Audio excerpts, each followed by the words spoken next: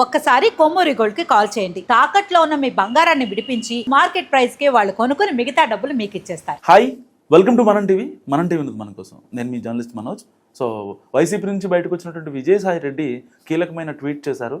అమరావతికి చట్టబద్ధత విషయంలో రాజ్యసభలో చర్చ సందర్భంగా కాంగ్రెస్ ఎంపీ రేణుకా చౌదరి మాట్లాడిన మాటలు, అమరావతి కమరావతి అని జగన్మోహన్ రెడ్డి గతంలో అన్నారని, ఇప్పుడు అదే అమరావతికి చట్టబద్ధత కలుగుతుందంటూ ఆవిడ కీలక వ్యాఖ్యలు చేశారు. సో ఇలాంటి నేపథ్యంలో వైసీపీకి సంబంధించినటువంటి 6 ఎంపీలు రాజ్యసభలో ఉన్నారు. సో ఇంక్లూడింగ్ వైవి సుబ్బారెడ్డి గారు కూడా మాట్లాడారు. కానీ ఆవిడ మాట్లాడుతుంటే ఈ ఎంపీలందరూ మౌనంగా ఉన్నారంటూ విజయసాయిరెడ్డి ట్వీట్ చేశారు. ఏనాడైనా నేను పార్లమెంటరీ పార్టీ నేతగా ఉన్నప్పుడు వీళ్ళెవరన్నా మాట్లాడితే జగన్మోహన్ రెడ్డి గారి మీద ఈగ పడితే వాళ్ళనిచ్చానా అంటూ ఆయన చాలా సర్కాస్టిక్గా ట్వీట్ చేశారు.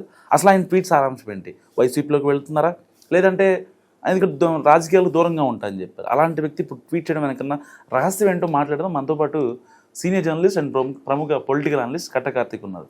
నమస్కారం అండి. విజయసాయి రెడ్డి దూరంగా ఉంటా అని చెప్తారు, లేదంటే వ్యవసాయం చేసుకుంటా అని చెప్తారు.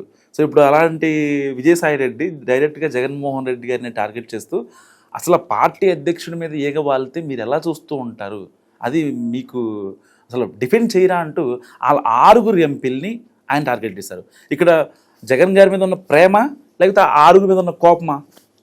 ఇక్కడ కరెక్ట్ పాయింట్ అడిగా. అమరావతి మీద రేణుకా చౌదరి మాట్లాడిన మాటల సెగ జగన్మోహన్ రెడ్డి గారు తగిలింది. ఆ సెగ తగలకుండా అడ్డుకోలేకపోయారేంటి అనేది విజయసాయి రెడ్డికి ఉన్న బాధ. ఎగ్జాక్ట్లీ. రేణుకా చౌదరి చాలా గట్టిగా మాట్లాడారు. పెట్టరా పేరు అమరావతి, పిలవరా పేరు కమరావతి అని చెప్పేసి ఆమె మాట్లాడారు. యాక్చువల్గా ఆ డైలాగ్ ఉన్న కారణం ఏంటంటే, అంటే ఆ డైలాగ్ ఉన్న నేపథ్యం ఏంటంటే, ఒకప్పుడు జగన్మోహన్ రెడ్డి గారు అమరావతి అనేది కమ్మోళ్ళు ఎక్కువగా ఉండే ప్రాంతం, అది కమ్మ వాళ్ళ కోసం కట్టుకుంటున్న రాజధాని అని ముఖ్యమంత్రి పొజిషన్లో ఉండి కులం గురించి మాట్లాడారు. నిజానికి కమ్మ వాళ్ళు మాత్రమే అక్కడ లేరు, అక్కడ రెడ్డిస్ చాలా పెద్ద ఎత్తున ఉన్నారు. అంతకంటే ఎక్కువగా అసలు ఎక్కువ సామాజిక వర్గం అక్కడ దళితులు. అక్కడ దళిత రిజర్వ్డ్ కూడా, తాడికొండ నియోజకవర్గం దళిత రిజర్వ్డ్ కూడా. అప్పుడు YCP MLA Undavalli Sridevi reservation సీట్లో నించొని గెలిచాడు, ఆవిడ గెలిచారు. సో కాబట్టి అది దళిత రిజర్వ్డ్ అంటేనే చాలా క్లియర్గా అది దళితులు ఎక్కువగా ఉన్నటువంటి నియోజకవర్గం మనం అర్థం చేసుకోగలగాలి. కానీ జగన్మోహన్ రెడ్డి గారు దానికి కమ్మ వాళ్ళ రాజధాని అన్నట్టుగా పేరు పెట్టి వైసీపీ కమరావతి అని ఆ ప్రచారం చేసింది.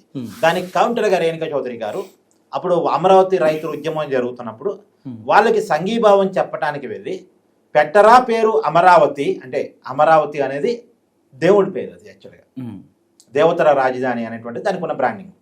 సో ఆ పేరు ఉచ్చరిస్తూ పిలవరా పేరు కమరావతి అని చెప్పేసి కొంత క్యాస్టేజ్ చూపించుకుంది.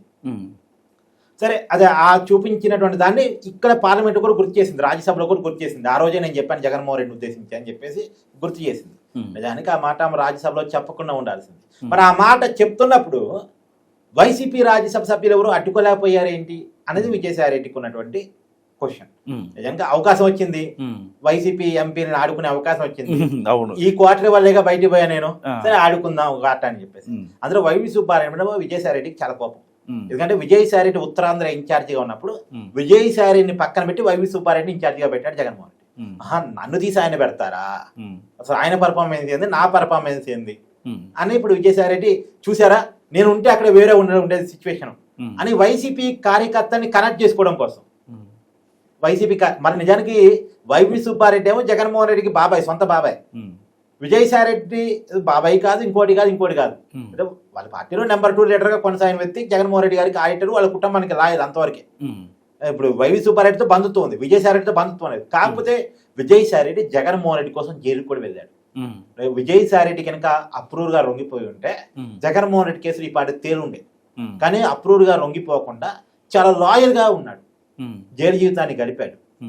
బయటకు వచ్చి పార్టీని అధికారంలో తీసుకురావడంలో కూడా విజయసాయి రెడ్డి చాలా కీలకం. అక్రమాస్తులు సంపాదించడంలో విజయసాయి రెడ్డి కీలకం, జైలుకి వెళ్ళి లాయల్గా ఉండటంలో విజయసాయి రెడ్డి కీలకం. జగన్మోహన్ రెడ్డి కేసులు తేలకుండా ఉండడానికి, ఆ పార్టీ అధికారంలో ఉన్నప్పుడు లేనప్పుడు ఢిల్లీ స్థాయి లాబింగ్ నడపడంలో విజయసాయి రెడ్డి కీలకం, పార్టీని అధికారంలో తీసుకురావడంలో విజయసాయి రెడ్డి కీలకం. కానీ వన్స్ పార్టీ అధికారంలోకి వచ్చిన తర్వాత వీడు తెలివి కలవాడు, ఈ తెలివి కలవాడు మన పక్కన ఉంటే ఎప్పుడైనా పార్టీని లాగేసుకుంటాడు ఏమో ఒక భయంతో. ఎందుకంటే జగన్మోహన్ రెడ్డి గారు ఎప్పుడు కూడా తెలివి కలవాలని పక్కన పెట్టుకోడు. సరే అవకాశం లేనంత వరకు పక్కన పెట్టుకుంటాడు, తప్పదిగా ఇతను ఉండాల్సిందే అనుకున్నంత వరకు పక్కన పెట్టుకుంటాడు.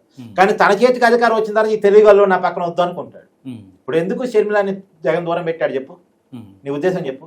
షర్మిల అనర్గళంగా మాట్లాడింది, ఇప్పుడు జగన్మోహన్ రెడ్డి అనర్గళంగా మాట్లాడలేడు, స్క్రిప్ట్ లేకుండా మాట్లాడలేడు. షర్మిల స్క్రిప్ట్ లేకుండా మాట్లాడేది, అందుకే షర్మిలకి ఇంపార్టెన్స్ ఇవ్వలేదు జగన్మోహన్ రెడ్డి. చెల్లి తల్లి విషయంలోనే భయపడేవాడు, తన నెంబర్ 2 విషయంలో భయపడ్డా. విజయసాయి రెడ్డి స్క్రిప్ట్ లేకుండా మాట్లాడతాడు, గట్టిగా మాట్లాడతాడు. స్వస్థత కూడా జగన్మోహన్ రెడ్డి కంటే విజయసాయి రెడ్డికి బాగుంటుంది. సో క్లారిటీ ఉంటుంది, బ్రెయిన్ ఉన్నోడు, తెలివి ఉన్నోడు, ఈ ఆస్తిని ఎలా సంపాదించాలో తెలిసినవాడు, సంపాదించిన ఆస్తి మీద కేసు పడితే ఎలా రక్షించుకోవాలో తెలిసినవాడు. అందులోనూ జగన్మోహన్ రెడ్డి గారి గురించి గూడు పుటాని మొత్తం తెలిసినవాడు. ఎప్పటికైనా ప్రమాదం కూడా పక్కన పెట్టాడు. ఆ పక్కన పెట్టడం మన పార్టీ నుంచి బయటికి పోయే వరకు వచ్చింది. ఈ క్వార్టరీ వల్ల నేను బయటికి పోయాను అనేది ఇప్పుడు విజయసాయి రెడ్డి మీకున్న కోపం, ఆ కోపాన్ని చూపించుకునేటువంటి ప్రయత్నంలో ఇదంతా చేశాడు. ఇదే కాదు, మొన్న ప్రెస్ మీట్ చూసాము, లాస్ట్ టైం ప్రెస్ మీట్ కూడా, అసలు టీడీపీ జనసేన అధికారంలో ఉన్నంత కాలం నువ్వు ఆ క్వార్టరీలో బతికినంత కాలం నువ్వు సీఎం కాలేవు అన్నాడు.